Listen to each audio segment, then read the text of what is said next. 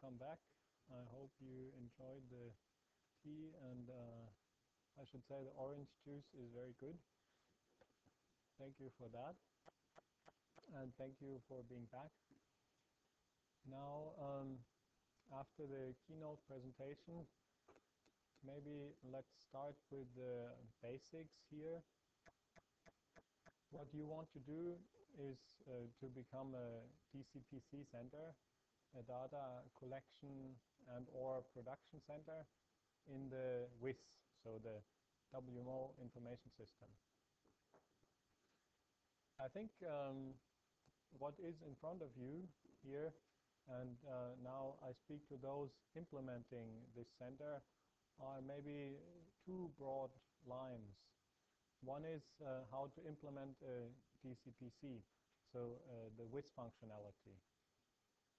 As you will see, this is a rather generic thing. So I could say maybe an agriculture forecast center can be a DCPC, a marine center can be a DCPC, and maybe also a normal regional forecast, 3-day forecast center can also be a DCPC. So in a sense, they produce very different things, yet they're all DCPCs. So what makes them common, or what they have common, is some technical specifications. So these technical specifications are defined by the WIS. This means that the first big thing in front of you is the implementation of the WIS. Then on the other hand, the second thing that you face is how can you implement those services that are needed to become the regional marine center. I think here Ivan's presentation gave a very good outline already, what is involved with doing this. Now I will talk about the technical specifications of the WIS. And I will start with the GTS that you all know.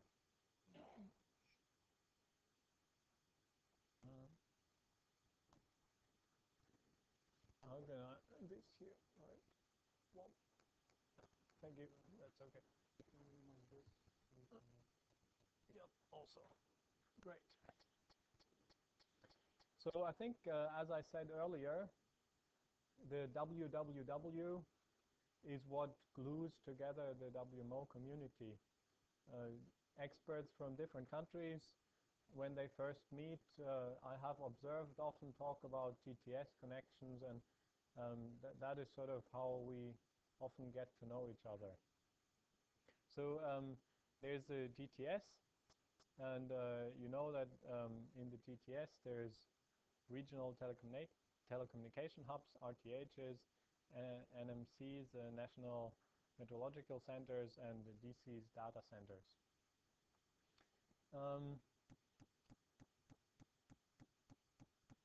I should maybe say that the GTS is not disappearing with the WIS. That is something I often hear. People are concerned about what happens to the GTS. Will it somehow be affected by the WIS? And I should say this is not the case. The WIS contains the GTS as one part, but what the WIS does is it adds some new services to the WIS to address to the GTS in the course of WIS, to address some of the shortcomings with the GTS. So for example, you as forecasters, for example, might sometimes wonder, I need certain data for my forecast, or I would like to know if a certain product exists already somewhere in the world.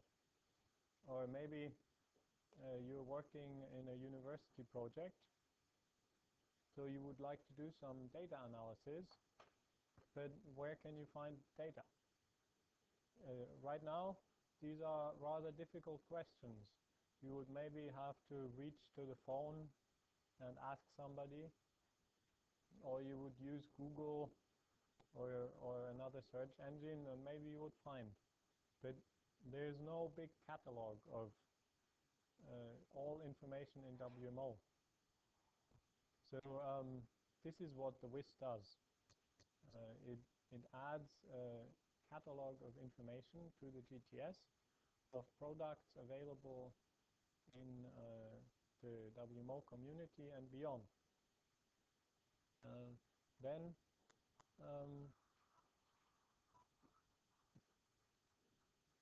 there's also another issue in the GTS. For example,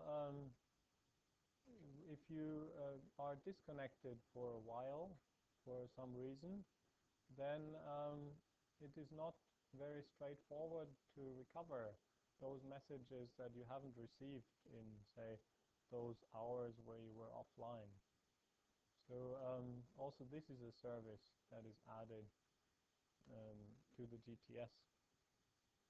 There's more, and I will talk about them later, but that is just to introduce that the WIS builds on the GTS in its current form.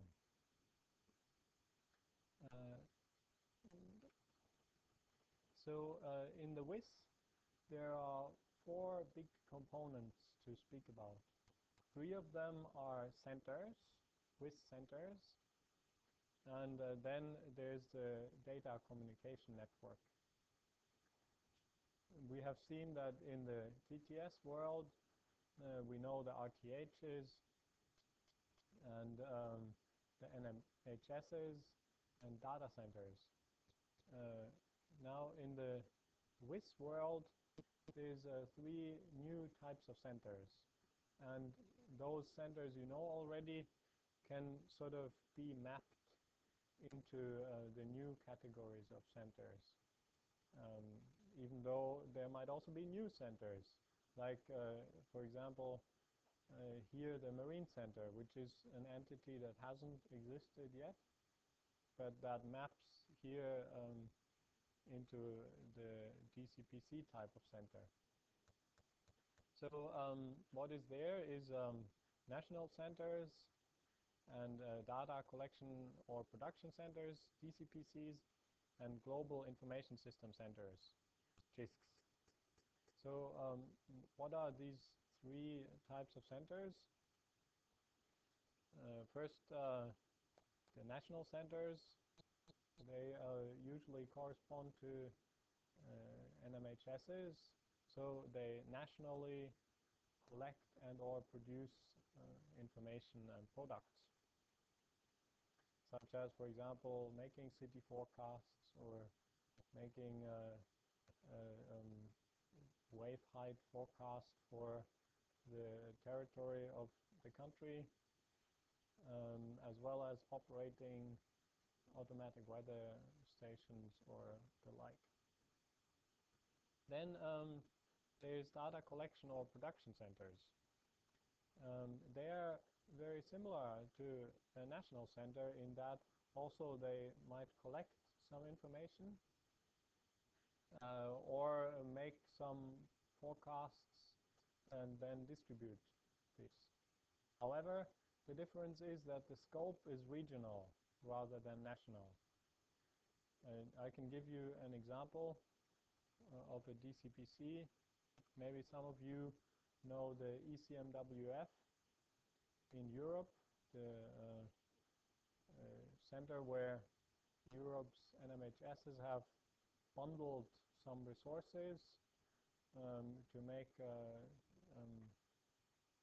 models so that not everybody has to buy their own supercomputer.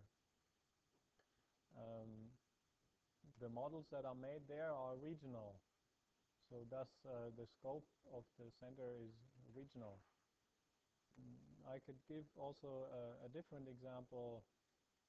In Africa, there's ACMAT, where the participating countries have delegated the authority for certain types of services. I think for agriculture forecast, for example, to this center, which then distributes this in the region. So we have seen here that a national center and a DCPC are very similar, except that the scope might be different. Also, a DCPC, I would say, is usually focused on one kind of activity. So, for example, agriculture or marine, even though then obviously there might be various products that are available. What also makes those two similar is that national centers and DCPCs are the owners of their data and the creators of the metadata for this data. You will learn later about what metadata is. Now, there's the third type of center, which maybe in the GTS world didn't exist yet. The JISC, or the closest to what existed in the GTS world, maybe used to be an RTH. And indeed, many of the RTHs have become JISCs, even though not all of them. What is it a JISC does? I have spoken of this catalog of information where we can find out what exists, which products exist. So those JISCs, they hold this WMO metadata catalog, and they also cache the information that is circulated in the GTS for 24 hours, thus allowing you, if you have missed some bulletins, to recover these from the cache. The JISCs also act as core communication hubs for the WMO telecommunications infrastructure. The JISCs also play a core role in the discovery, access, and retrieval, the DAR mechanism, WMO DAR. I will later dwell a little bit more on what that is, but it basically involves finding and accessing information. Then the fourth part I spoke of in the beginning is the data communication network. So this comprises the GTS, but goes beyond that. So also other types of communications are part of the WIS data communication network. So we have here the GTS, as I said, satellite communications, internet connections, and others. Now there's the WIS core network, which is the network that connects all the JISCs. So since all of these JISCs hold a metadata catalog and also 24 hours worth data of the GTS, they need a network where this information can be synchronized. So there's the notion of the WIS core network. And then there's the concept of AMDCNs, area-based network. So AMDCN stands for Area Meteorological Data Communication Network. An AMDCN is defined by, the AMDCN of a JISC comprises all those centers that have gotten into an association with this JISC. That is the definition as it stands in the regulatory material.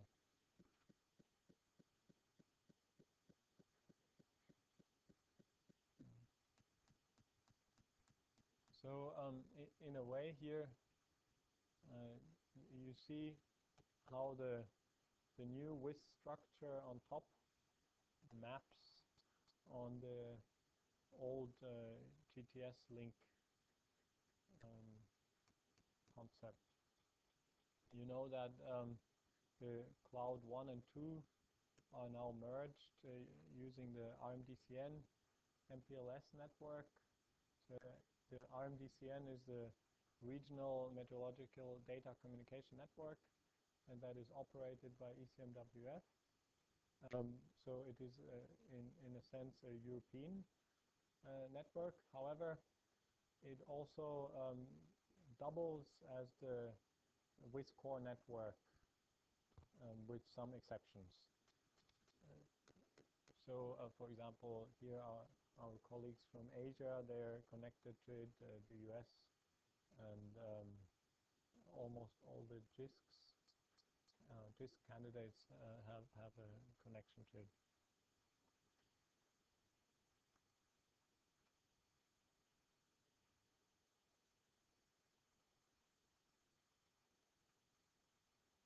And the WIS supports the various WMO programs and activities. Here I have just listed some. So there's the Global Observing System, the GDPFS,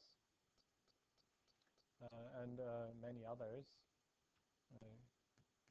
use the WIS and the GTS to make information available about their services and products, as well as to disseminate this information or to retrieve information necessary to make these products.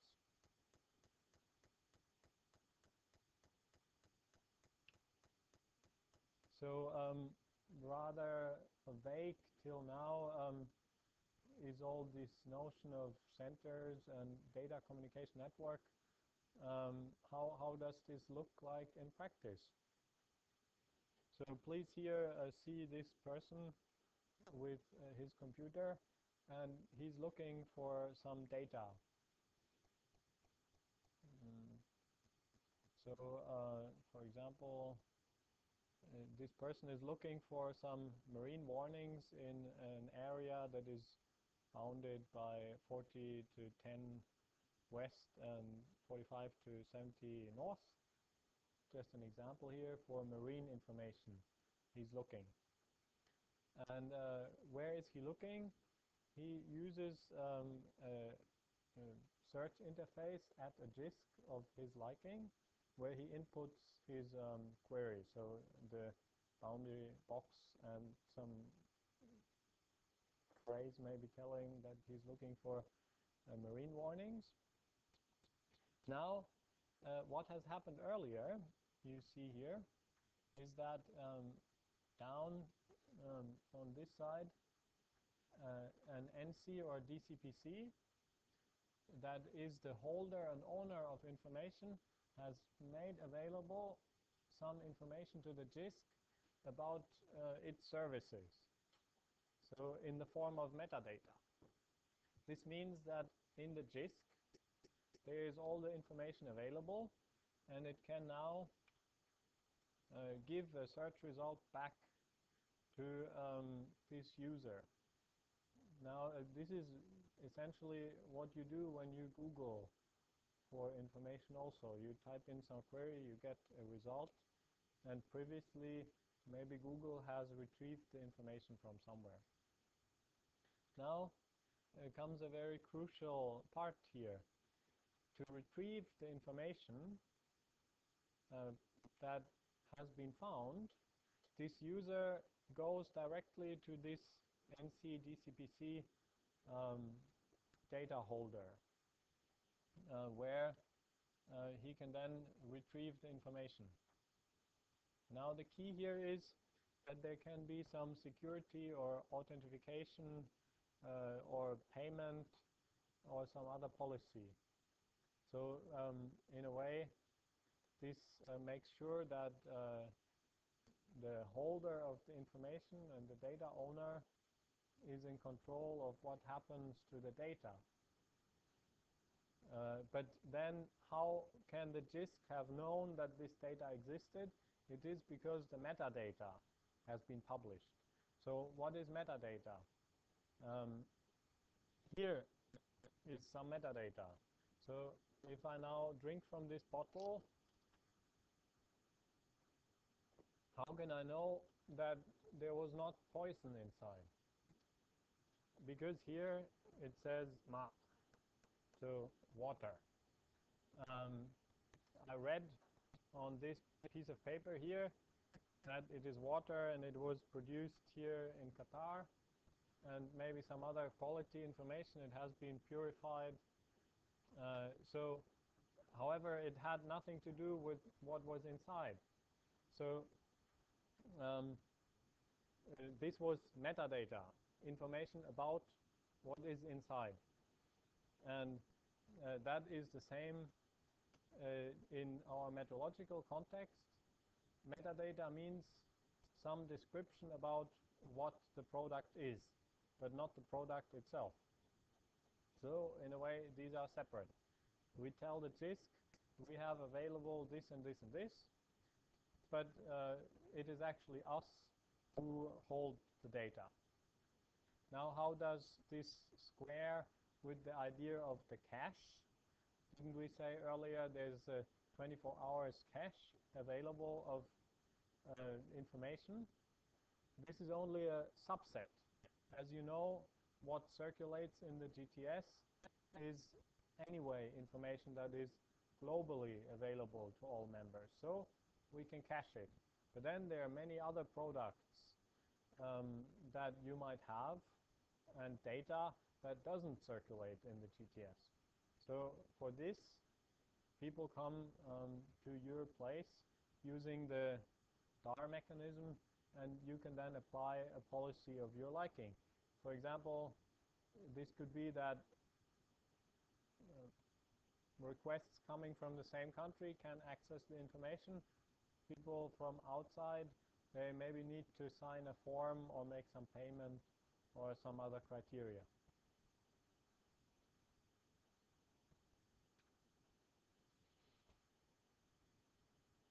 How is the WIS formally specified?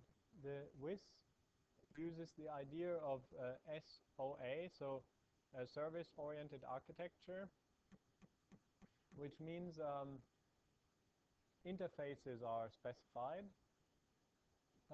but not the technical instructions how to implement an interface. So everybody can use their own system, maybe somebody a Windows system, others a Unix system, different programming language, or even different databases. This is not of importance. What is important is the interface. And here in the WIS technical specifications, there are 15 of these interfaces in 7 areas that need to be implemented so that a center is compliant with the WIS. Which are these interfaces? They are concerned with, for example, the uploading of metadata. You see here on the slide that we talk of discovery metadata, and then sometimes we talk about dissemination metadata. Is that the same thing? No, it is not. I would say the dissemination metadata you don't need to worry about. And when we talk usually about metadata, what we mean is the discovery metadata. So discovery metadata, what is that? That was the thing that enabled us to find the product in the JISC and to know where to find it then. Area number 1 is concerned with the uploading of discovery metadata and the DAR metadata catalog. Then the area number 2 is the uploading of data and products, as well as the caching of this. Now, here some of you might wonder, what is this uploading? Is that not something we do already? For example, here in Doha, I have learned you have a connection to Jeddah, and you upload information to them, and it is then distributed. Then I say, welcome, congratulations. you have already implemented one interface. Because what the WIS specifies is often things that people already do. So worry not, often you will find that you already do many of the things that are asked. So the area number 3 is the DAR mechanism that I've already explained. The area number 4 is concerned with downloading of data and products. Here we have 3 subcategories: via dedicated networks, via non-dedicated networks, and via other methods. So a dedicated network is code for the GTS, maybe leased line or a very stable connection. Then non-dedicated network is the internet. More and more people make use of the internet to disseminate information. I've seen you have a nice web page, and I can see the weather forecast there. So you use non-dedicated networks also for the dissemination of data. And then also other methods are available. Maybe you have some climate archives and they're only available on paper. So you make a copy for me and send it to me. So you have disseminated information via other methods. Now comes the fifth area, which is maintenance of dissemination metadata. You very probably have some message switching system for your national audience where you distribute some information to different customers, maybe other agencies or to the ministry or to some other authorities. Thus, you have some information about who receives what. And this is dissemination metadata. So maybe the chief of port receives warnings, and the Ministry of Agriculture receives agriculture forecasts that come from other countries. So that is dissemination metadata. Then here the second last one is maintenance of user identification and role information. That is concerned with making sure only those authorized have access to products. The last and seventh area is the monitoring and reporting of quality of service of the WIS system.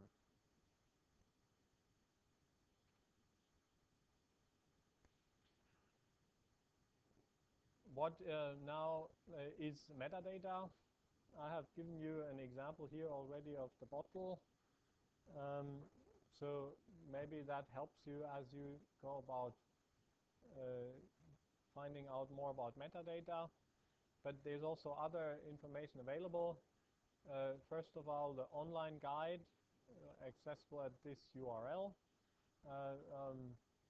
Very comprehensive document about WIS metadata and the standard behind the WIS metadata, which is ultimately XML that you all might know, and more specifically the ISO 19139 XML standard and the ISO 19135, which are more or less the same. I have already mentioned that both the RA2 and also the CBS have encouraged and are still encouraging members to review and update the startup metadata that has been generated. For this, later on, the JMA colleagues will brief on the WIMS service, the interim service for metadata, that you can use to update your metadata or to provide additional ones in the absence of your principal JISC being ready. You're also encouraged to add metadata for high profile or priority products. So what could be that? Say the data that the metadata that has already been generated as part of the startup metadata is what you circulate in the GTS. Now I think in the case of Qatar you have one station, I have learned. So however, you have many more products here that you distribute maybe regionally or nationally. For these also metadata can be created so that people can find out about their existence. So then me, for example, before coming to Qatar, I can go to a GISC and search what kind of products are available. I can find out, for example, maybe there's a nice desert visiting product where it tells me when I can go and when there will be a desert sandstorm. So that will help me with my planning of coming to Doha. Or maybe there's also other products. But the point is members are encouraged to create metadata for all their products and services. How can you do this without having to do too much manual work? Part of building a center for WIS, both NC and DCBC, is thus establishing a metadata management system. There's various ways how to do it. Some people just manage the information in the GISC because the GISC provides a nice interface where I can input in some form the information and it will do the metadata for me. On the other hand, a more advanced center maybe, such as maybe a marine center, will have its own catalog where all the products that are available in it are automatically translated into metadata and then uploaded to the GISC. Don't worry about the XML. It can be quite heavy when you first see such an XML document. The reason why WMO adopted this rather complex ISO 19139 standard is that so that this information can also be understood by people outside the meteorological community. The WIS is also about strengthening the role of meteorology in the wider scientific community. So if others can understand what we have, automatically our importance goes up. And this is then something that can also be nationally used in negotiations with the ministry, for example. So by contributing to WIS, the role of meteorology in general goes up. But worry not about the complex XML. The developers can deal with that, and normal users will usually just have to maybe fill out a form or an Excel document, which will then turn into the XML.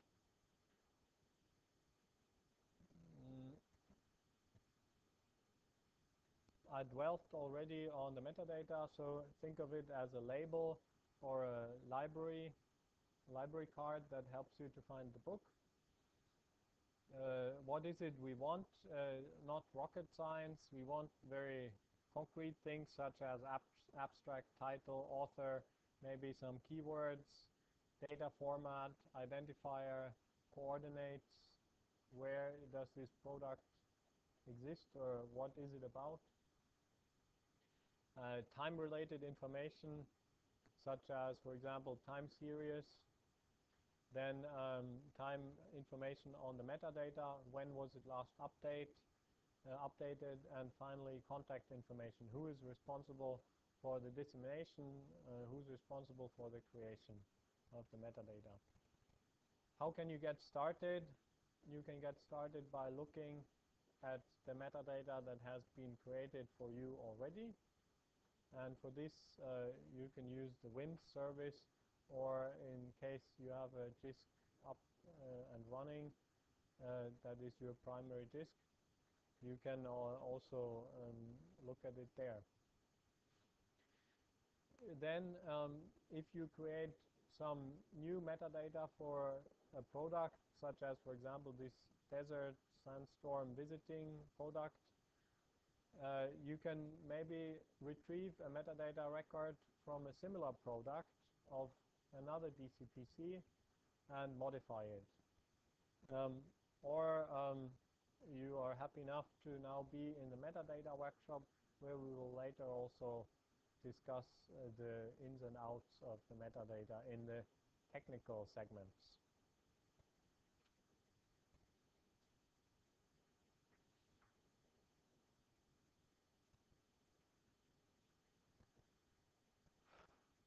Here we talk about the area of WIS interfaces that are concerned with uploading. As I said already, this applies only if you want to upload data of products into the WIS. Most of the time you find out you already do this, then the GTS is the most common way. But also for those senders not having a GTS connection, or for those senders not using the GTS to disseminate some of the products they have, other means can be used, such as internet, email, FTP, or others. Here other relevant networks are AFTN, TCPs, or other agreements between the sender and the disk to communicate the data. As you know, the GTS specification is described in the manual on the GTS for your information. Here, the other area that I also introduced earlier already is the downloading of data or products. Here we have two components. The first one is downloading of data and products from the disk or from the WIS to your sender. This is also something your forecasters do on a daily basis already. It is, after all, their daily work. So again, here the WIS specifies something that is already the case.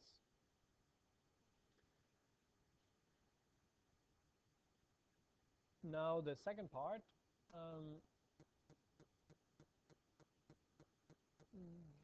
sorry, I need to find my notes.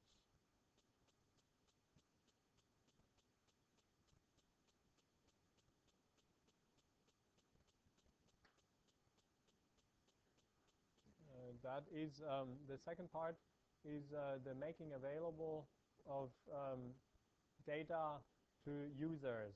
So those could be inside your organization, but those could also be outside. So for example, university researchers or the general public.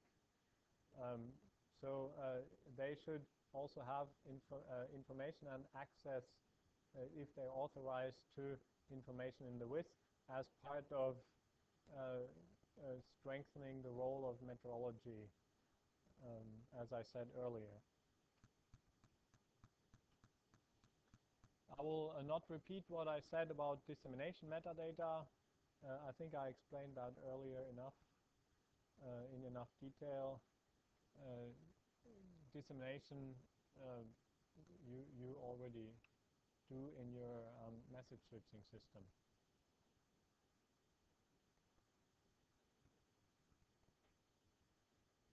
You know that the data that circulates in the GTS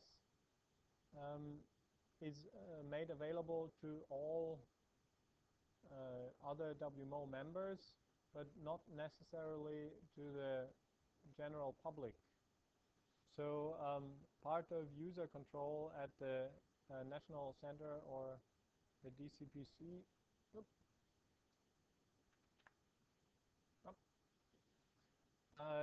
Is making sure that only authorized users can have access to the data that comes from the GTS. Of course, this also includes your own authorization scheme where you might or might not make available information only to a selected group of users. For example, a military context could be mentioned here. The Met authority often shares information of a sensitive nature with military authorities, but of course not with everybody. So you have most likely for this case already also an authorization mechanism. Finally, the quality of service monitoring. It is concerned with monitoring the health of the WIS system as a whole. Already what is being done in this area, I mentioned earlier, is the special MTN monitoring and the WWW monitoring in general. But this is only a part of what will be the WIS monitoring. The WIS monitoring will be more comprehensive. And as you have heard earlier from the CBS and RA2 association reports, the respective bodies are tasked now to develop a plan and strategy to implement WIS monitoring. In other words, what should be monitored is not yet clear, but it will go beyond what is currently done in the course of SMM and WWW monitoring.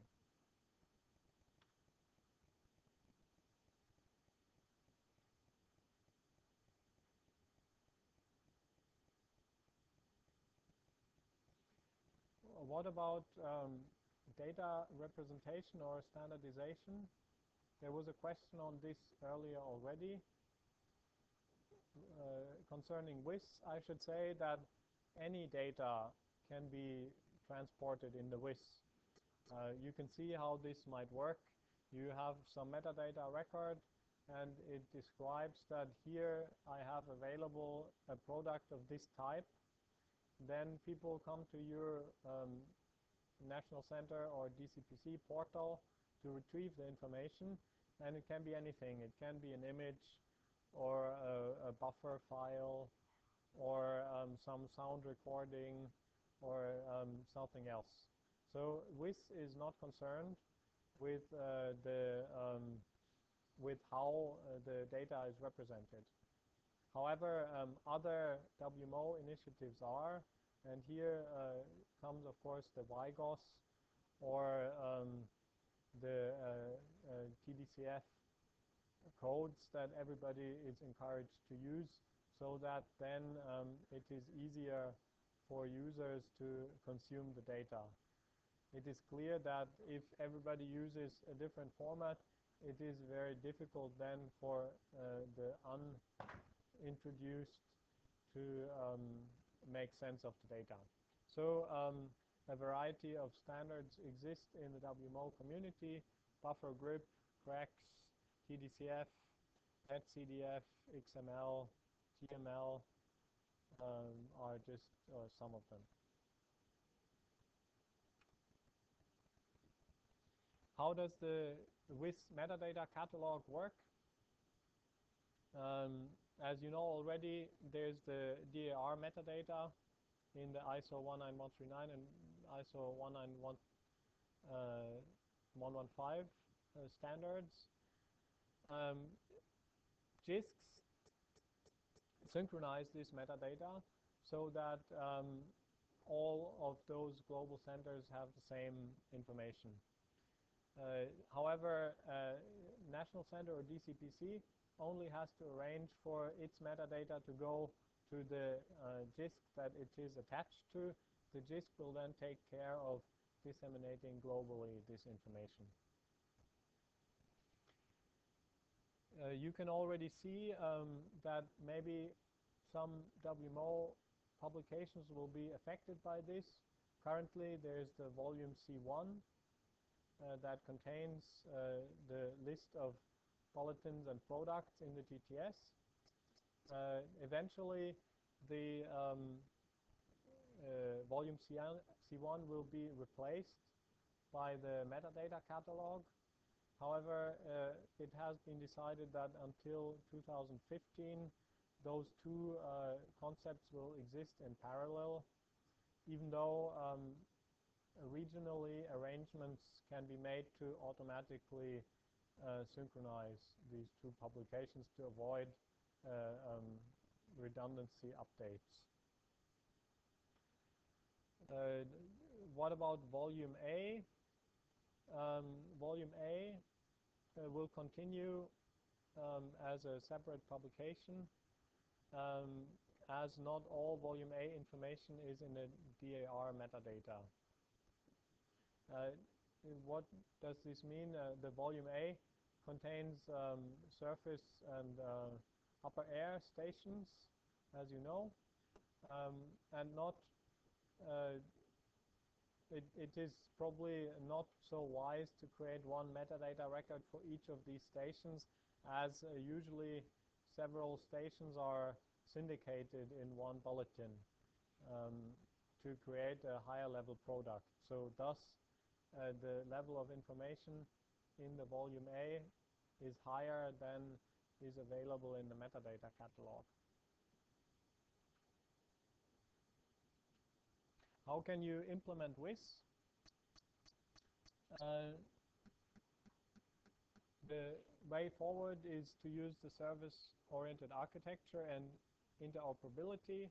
So by implementing the technical interfaces specified in the functional requirements, you will then automatically become part of the WIS, and you can work with the other centers by way of magic or by way of service-oriented architecture.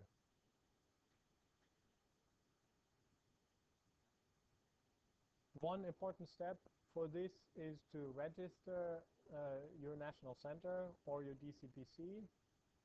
I think in the case of national centers, this has mostly been done. If you have for some reason maybe grounds to believe that several national centers exist in your country, you should check if they are all registered, but the NMHS of each country has been automatically registered as an NC. Yes, please.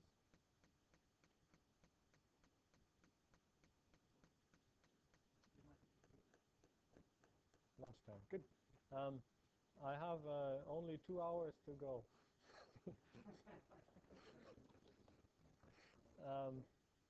Yes. I do have some more slides, but I have a good break point in about 3 slides, so then we can have lunch. I was saying that the registration of DCPCs is a different matter. This is something you need to do yourself. If you have any intention to register a certain activity, you do as a DCPC. I have earlier explained what kind of thing could be a DCPC. Many things can be a DCPC. The important point is that there is a regional aspect to this. If I may give one more example, a tsunami warning system, for example, has an inherent regional role, but is of course not limited to this. How can you register a DCPC or also other types of centers if you wanted to? There is a process in WMO, and it starts with registering in the WIS centers online questionnaire available on the WMO website, the link of which is contained in this presentation, so and can also be reached from the WIS web pages. It also requires a written statement from the PR of the country hosting this DCPC.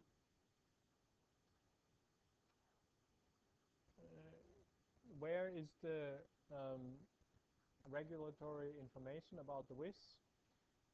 The main manual here is the manual on WIS.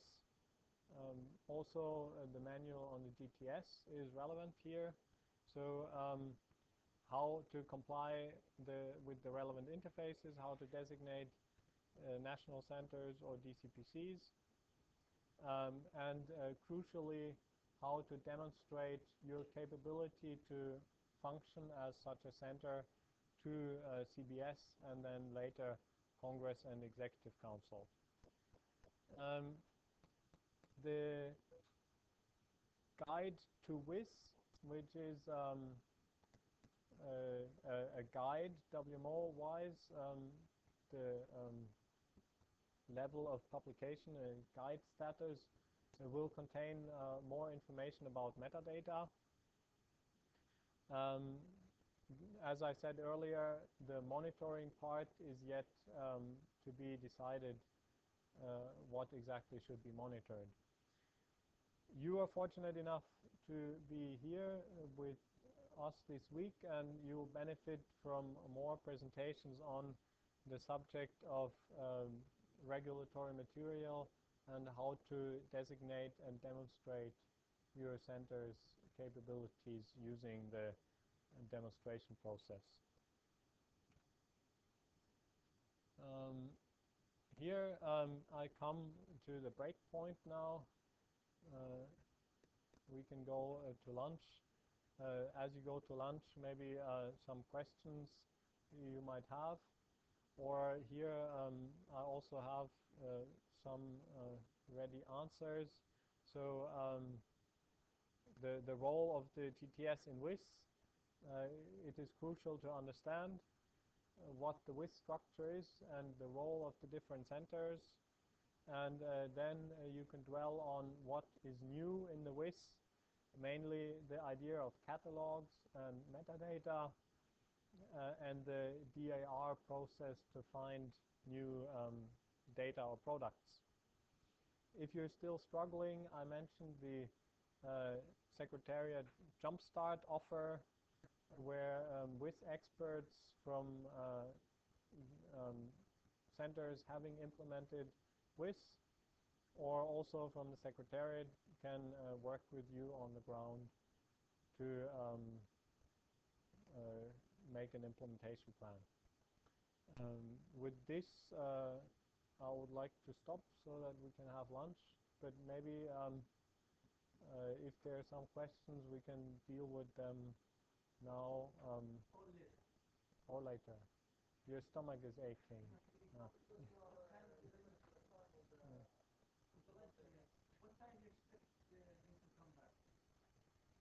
From the lunch. How long do we have for lunch?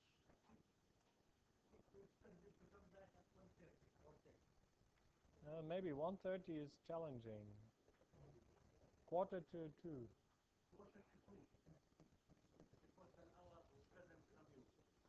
Yes. Good, then you can think about questions over lunch. Thank you.